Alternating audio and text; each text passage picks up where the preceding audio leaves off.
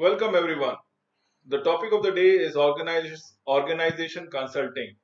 We need to understand life cycle of the consultant engagement altogether. Please believe me when I say that we start right at the bottom at the engagement level between the clients and the consulting firm that comes around it.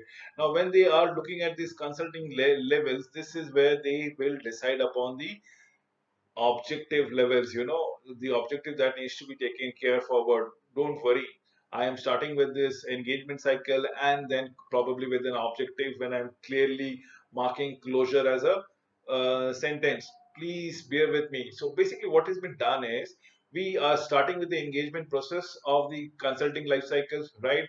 There are objectives that needs to be met, which probably in the case of scenario will start getting executed. Now this is where the execution takes place, and that is what happens about it. Once you are executing, you will meet the objective, desired objective, or you might overshoot your objective altogether, as the case might be. So that calls for an evaluation. Remember, that is what the evaluation is all about. It. Once you have done an evaluation, accordingly, you will prune your objectives or prune the process. That is what we are called as consult commitment. Now, therein we comes to the second life cycles of commitment and ensuring all the stakeholders are on the part and probably engaging into the second cycle which goes around it. That means there is the desired objective being met and there is a closure. And look at it, where in which cycle that have gone around is the closure circuit. But does it the cycle ends out there? Probably no. Why? Because once it has been closure, we should ensure that there whatever process that needs to be changed has been changed and that has been maintained again. Time and again it has to be maintained, properly maintained and been figured out altogether. It's been frozen around it. At the passage of time, you need to see if there are any better alternatives that comes around it, and this is what the evaluation process comes around. And moment you find that there might be an enriched process or refined technology or change environment, business environment I'm talking about, has undergone vast changes altogether. What do you need to do? You need to again opt for a change altogether, and that is where the commitment comes around it. Again, you have to encounter or engage the change agent, as the OD section is all about it, and probably design upon the objectives as the case might. And this goes on, and this is a continuous cycle that goes on with the consulting engagement cycle is concerned. So you have to understand, even if we started on a one of the parameters, there is an incremental improvement in our performances provided we get ourselves attuned to the dynamic environment, dynamic technology, dynamic customer preference, and all. So management discipline in a consulting engagement is what? There are several disciplines that comes around it, but the foremost thing and the best one which I believe is the general management or knowledge, general management knowledge and practice, and SME or the subject matter expertise. You have to be specializing in one of these arenas in which you are going to give consultations, right? This can be anything and everything. Probably you can be talking about technical firms. You can be a heart surgeon, you can be a fashion fiesta, or probably a food connoisseur that comes around it. You have to let the person know what exactly is your expertise. So you have a general management knowledge and then a subject matter expertise, so that with these two, if we can have that project management things being merged along with it, that focuses, that will be the focal point on the slides in this particular presentation of it. Let us deconstruct the consulting project altogether. So, what is we are talking about the consulting engagement life cycle? I have already showed it this thing in my second slide of this very presentation, as that goes around and around. Then we have something called the project management responsibility. This is the responsibility, and it varies, and it is all encompassing in terms of project management process and so on and so forth that comes around. So we are talking out here. We are making some lucky guesses, probably with the processes, and coming up with a certain dimension that needs to be upgraded or uplifted, as the case might. We are talking about the consulting life cycle. What is it we are looking into it? We have said it goes and goes on and on and on. Absolutely, it is a never-ending cycle that keeps on happening, right? So let us leave it to the point, and probably I'll move it to the infinity mode that goes around it. That is what we are going around. The consulting engagement life cycle, it starts from engagement or closure, the maintenance, evaluation, commitment, engagement, closures, maintenance, evaluation, commitment, and goes on and on and on, because there is always a room for improvement. There is always a scope. Evaluation ensures that all factors related to opportunities are considered prior to committing our resources to the proposal. This is of utmost importance. The delivery organization decides whether the engagement is aligned to its core competence or not, whether the client belongs to its target market or not. We have to check out the activities and outputs. Please understand, this is very true as far as the factors for opportunities are available. First is the lead qualification. So, what are my value proposition, potential benefit? What are my risk ratings altogether? Client organization analysis will give me the engagement approach, the stakeholder identification, the scope of the object, and so on. So we need to understand what are the activities comes around it, the approach development, the opportunity assessment. For everything, there is an output. Remember, this is what we are talking about. For every of the activities that we take place, there has to be a value proposition, there has to be a potential benefit, there has to be a risk rating, there has to be a cost estimate. Similarly, for commitments also, all the five parameters out there which we mentioned upon it, which has been agreed in parameters of scopes and outcomes based on the clients and the project management company or any company for that matter. The thing, the opportunity is one that the delivery organization wishes to pursue. The objectives are clearly stated as in what they want to go around it, and it builds commitment to the assignment. So, what my activities out here is proposal and contract development. We have to clearly specify the scope, the project development approach, and contract the negotiation in case of a price escalation that happens due to certain unforeseen conditions, probably, or probably the elongation of the duration of the project that goes around again due to unforeseen condition. The output needs to be approach and scope objectives of the potential project. That is what, since we are talking at present about future which might be not within the grasp of the human beings at all, so we need to be having a relevant approach and scope and objective of the potential project. So what do we have? We have a signed contract, we have decision not to propose, and a client decision not to accept the proposal. So there is a right uh, first source of rejecting altogether the proposal in either by the client's sides or by the project management company, as the case might be. Let us come to the engagement cycle, as in what is the transition that has been envisaged.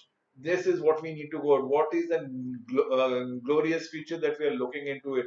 This will be based on your scope. We need to understand what is the crux of the project, what is the core of the project. The consultant has to build an output based on this stages and the previous stages, and proceed as per method decided earlier.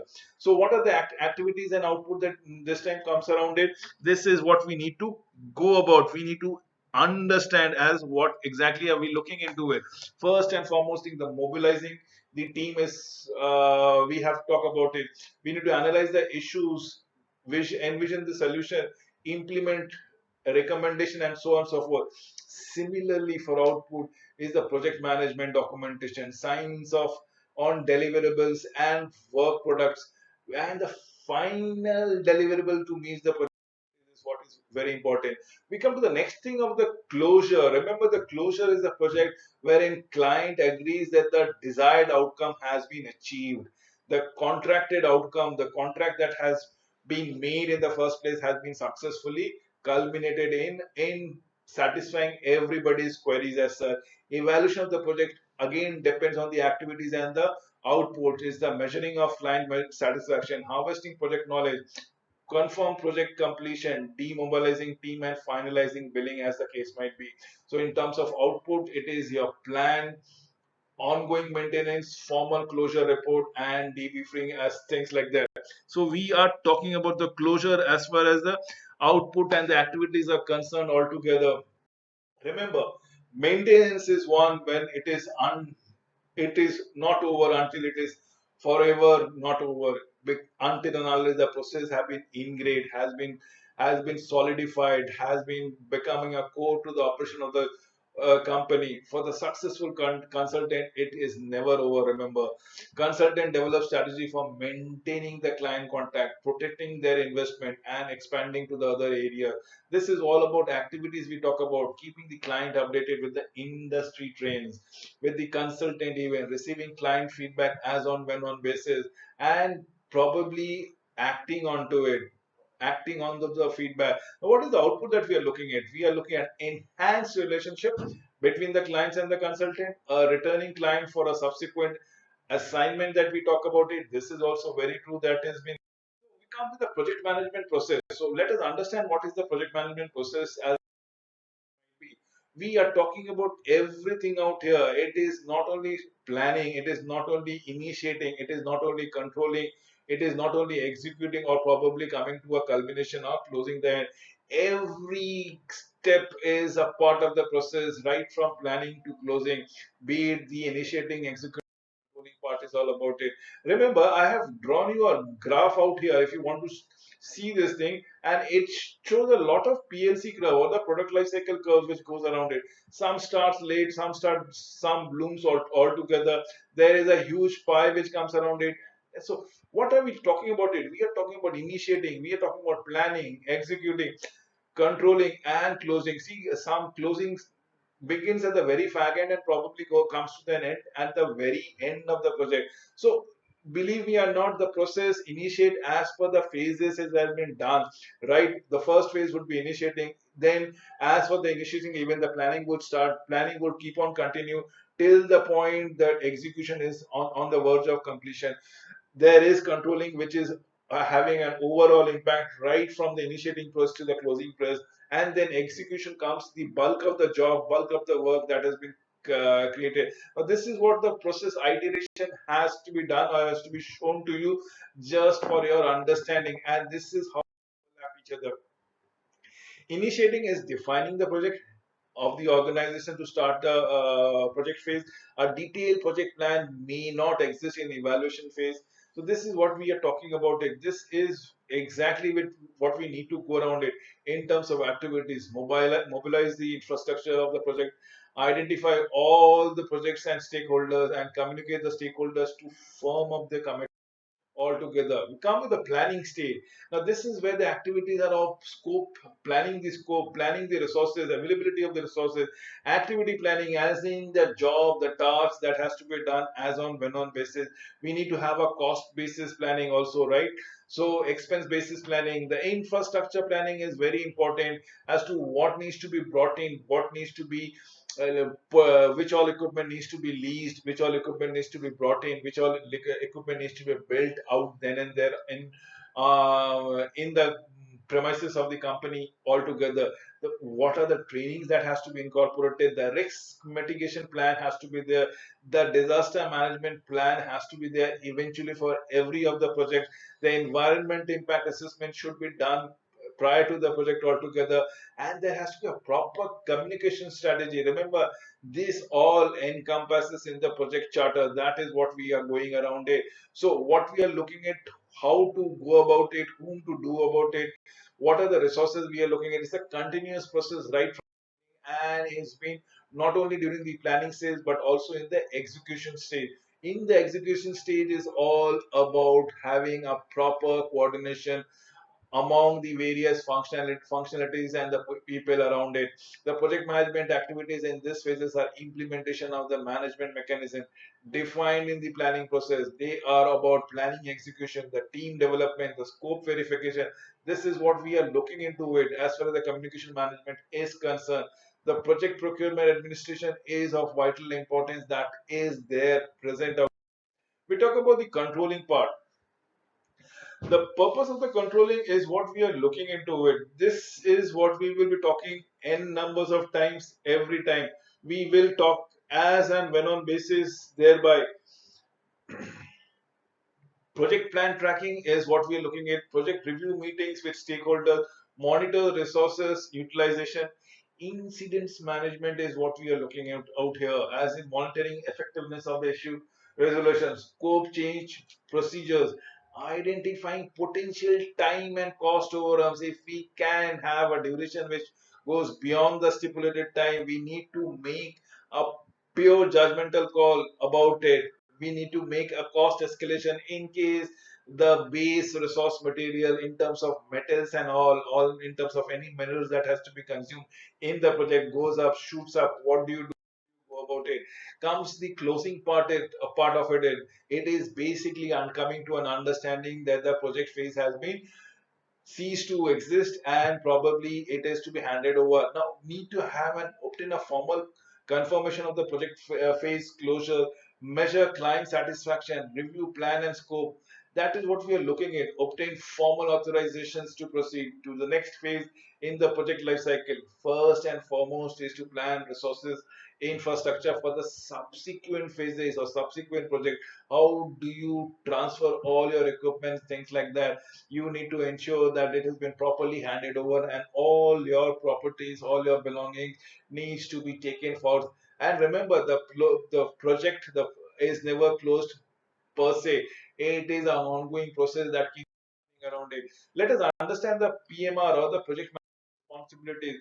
What are they? First and foremost thing is an integration part. Yes, between the client and the project team. The scope of the project needs to be quantified, clarified, the quality of what is to be expected, what are the time duration that we are looking into it, and the cost that will be encroached upon. We are talking about the risk analysis, we are talking about the communication, the organization impact, the human resource management, the types of employee that we are going to impanel, and the procurement procedures of the resources. These all are the responsibilities of the project management things. We need to keep a quick tab on each one of them. We need to ensure that they are properly integrated within the scope, having the requisite quality within the time span and the cost span. Whatever the risk that needs to be there to be mitigated, the stakeholders to be communicated, and have a transparent, vibrant organization for project integration plans is all about the activities as the cases might be. It is we are talking about the project development plan.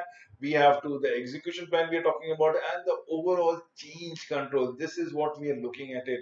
Overall change control.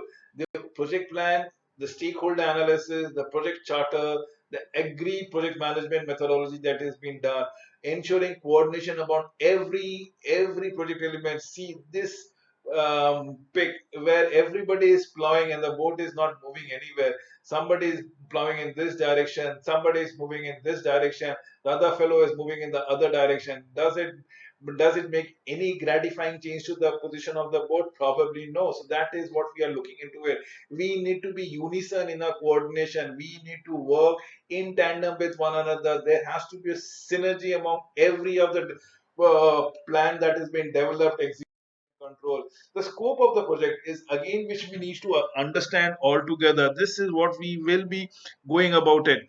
Now, the scope management says about the scope planning, the definition, the verification, and the control. This is what we are talking about it. The scope planning, the scope definition, the scope verification, and the change control. What does it all about? Speaks about it. The requirement, the definitions, the WBS or the work breakdown structure, the product baseline control, and the project baseline control. These are the 8 elements that needs to be within the ambit of the scope management. It should be clearly stated as to what the scope planning is all about it, the scope definition thereby about the scope verification that comes around it, the scope change control. This is to be done meticulously. Quality management ensures that the project is all about it. We are talking about the quality planning, the quality assurances, the quality control, and so on and so forth. The output is what? What is the output? It is QMP, the quality management plan that is to be done all together. This is what we are looking at, the operational definition, the checklist, the reworking of the process and adjustment that comes.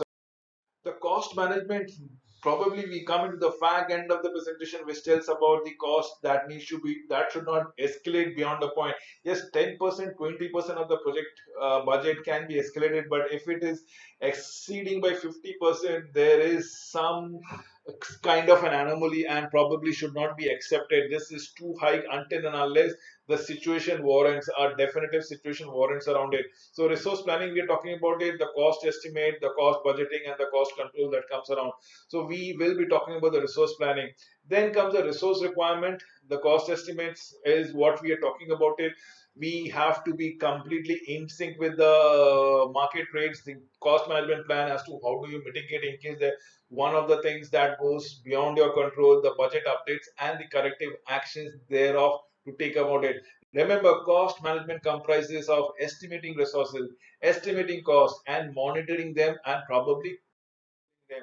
We come to the next one is the time management. Remember, time management is all about your definition of the tasks that comes around it. It is all about your sequencing, scheduling of the development, and the control. The output is the activity list. How, what kind of activity? The Gantt chart, the program evaluation review technique, or the PERT chart, the critical path method, CPM chart that goes around it, the project schedule and the scheduling offset, updates that is there. Anything, any task, any activity should be defined. Activity sequences should be mentioned. Resource planning should be done prior to the initiations of the project. Activity duration, estimation, development, everything comes under the management.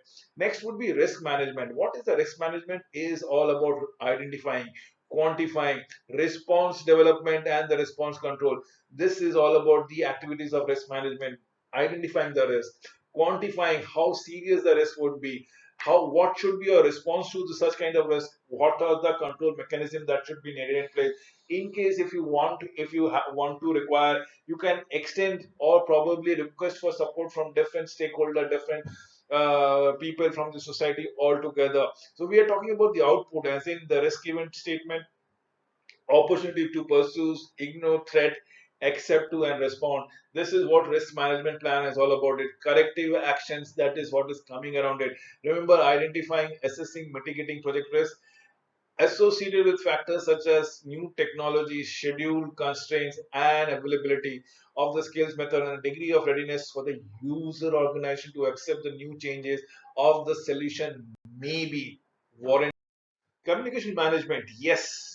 Communication will mean success if it is done in a thorough fashion. Communication should be timely, should be appropriate, should be pertinent to the management and other stakeholders. Remember, if it is consistent, the realities of the project will see the light of the day.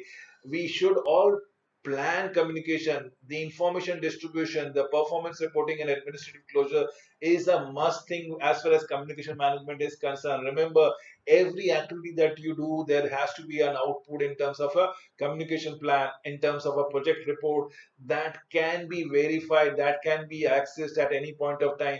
The change request, the formal acceptance, and the lesson learned is the biggest around it. We will have to come with organizational impact. What is the impact that comes in? It's the organization readiness assessment. This is what we need to go about it.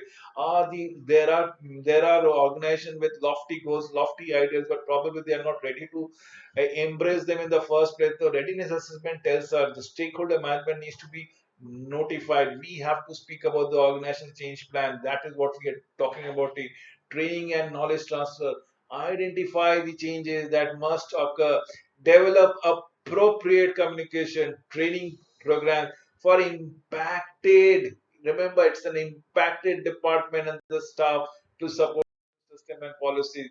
We come to the human resource management, and this is what we are looking into it. Remember, an effective leaders, an effective management will see the light of the day of the project, will ensure that there is a development, there's a growth as far as all the human resource management is concerned. Any project which relates to it should have been duly planned. The staff should be acquired and the team should be developed, not only developed but probably duly motivated. Now, how do you go about it? It is all about your roles and responsibilities should be clarified in the first time. The project organization plan should be mentioned. The team directory has to be there.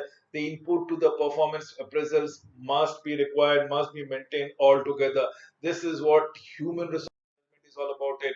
Next is your procurement management. This is very true. Includes all the process that requires to acquire goods, acquire service from your vendors, from the stakeholders who are external to your organization. Understand the procedures of procurement thoroughly for the client organization. Obtain their information, support of the critical purchasing of the critical items that needs to be done about it. So we talk about what we need to have speak about the procurement things all together. This is what it is all about it. The RFP preparation has to be there.